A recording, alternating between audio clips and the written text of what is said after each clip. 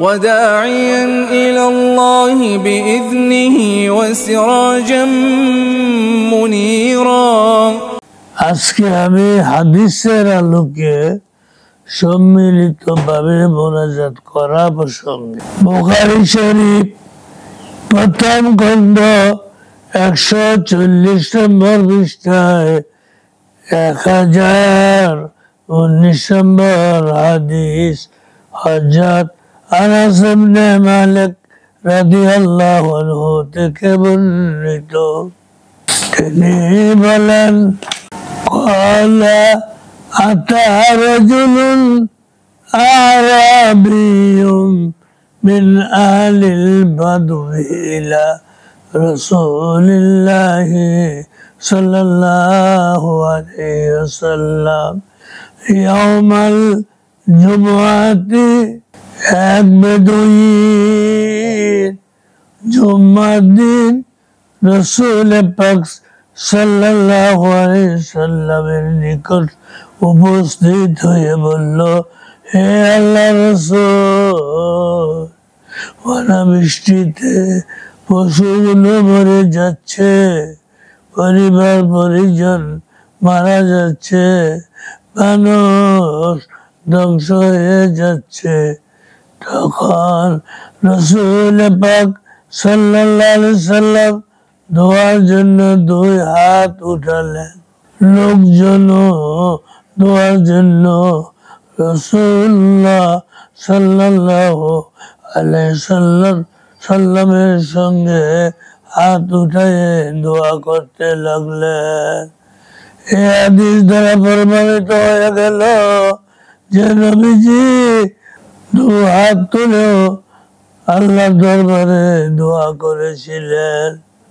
আল মুজামুল কাবির তৃতীয় খণ্ড 580 নম্বর পৃষ্ঠা 6019 নম্বর হাদিস কানজুল উম্মাল দ্বিতীয় খণ্ড 30 নম্বর পৃষ্ঠা 3142 নম্বর হাদিস হযরত সালমান ফারসি রাদিয়াল্লাহু আনহু থেকে বর্ণিত।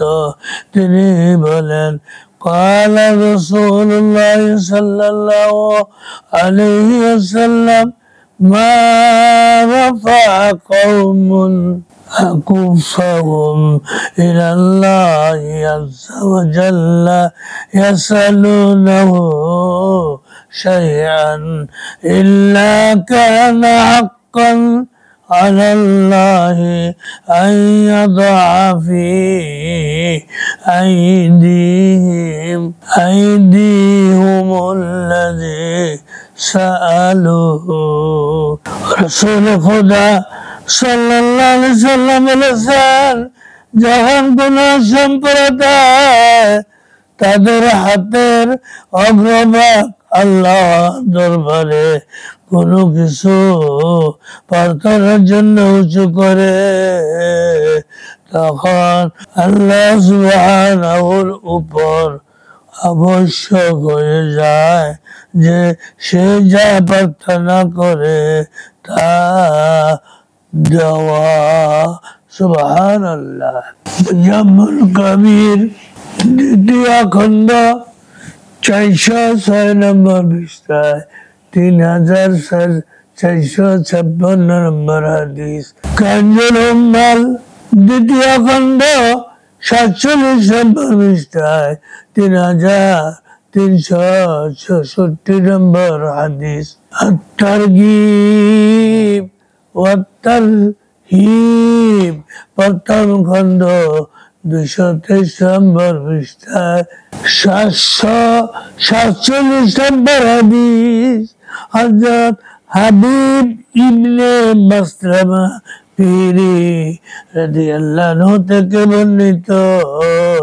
তিনি বলেন, সামি'তু রাসূলুল্লাহ সাল্লাল্লাহু আলাইহি ওয়াসাল্লাম ইয়াকুলু লা ইয়াজতামিউ মালাউন ফায়াদউ বা'দুহুম ওয়া ইউ'মিন সাইরুহুম ইল্লা আজাবাহুমুল্লাহ আমি রাসূল পাক সাল্লাল্লাহু আলাইহি সাল্লামকে বলতে শুনেছি, একটি দল যখন একত্রিত হয়ে দোয়া করে এবং কতিপয় ব্যক্তি আমিন বলে, তখন নিশ্চিত ভাবে আল্লাহ সুবহানাহু ওয়া তাআলা তাদের দোয়া কবুল করে থাকে।